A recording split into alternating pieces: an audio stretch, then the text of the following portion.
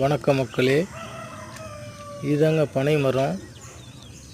இந்த பனை மரத்தை பார்த்திங்கன்னா, அந்த பனை மர ஓலை இருக்குது பாருங்க, அந்த ஓலையை வெட்டி கைவினை பொருள்கள் செய்யலாம்.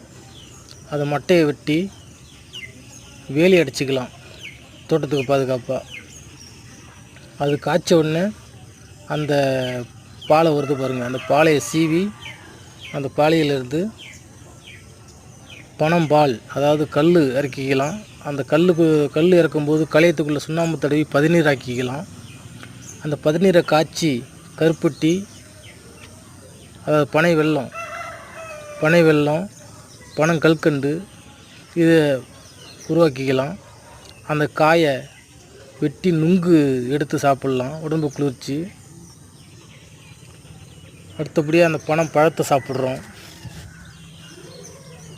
எவ்வளவோ நன்மைகள் தருது இந்த பனை மரம். அதாவது உப்பு தண்ணி இருக்குது பாருங்கள், உப்பு தண்ணி. அந்த உப்பு தண்ணியை நல்ல தண்ணியாக மாற்றக்கூடிய தன்மை இந்த பனை மரத்துக்கு தாங்க இருக்குது. மழை நீரை சேகரிக்க தன்மை இருக்குது. எவ்வளவோ நல்லது செய்யுது இந்த பனை மரம். இந்த பனை மரத்து மேலே இடி விழுந்து இந்த மரம் செத்துருச்சுன்னா, அந்த பனை மரத்தை வெட்டி வாய்க்காலை தாண்டுறதுக்கு, கடந்து செல்கிறதுக்கு பாலமாக போட்டுக்கிறோம். இந்த மட்டைகளில் பறவைகளோட எச்சம் போட்டு அதில் ஆலமரம், அரச மரம் அதெல்லாம் முளைக்கிறதுக்கு அது ஒரு தாய் வீடாக இருக்குது.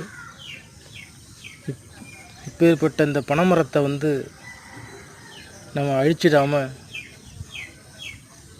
பாதுகாக்கணும். நம்ம இவ்வளவு கொடுக்குது இந்த பனைமரம் நம்மளுக்கு. இந்த பனைமரத்துக்கு நம்ம என்ன கொடுத்தோம்? எதுவுமே கொடுக்கல. ஆகையால் அந்த பனை விதைகளையாவது இந்த பூமியில் விதைச்சி விடுவோம். அது பல தலைமுறைக்கு பல சந்ததியை காப்பாற்றும்.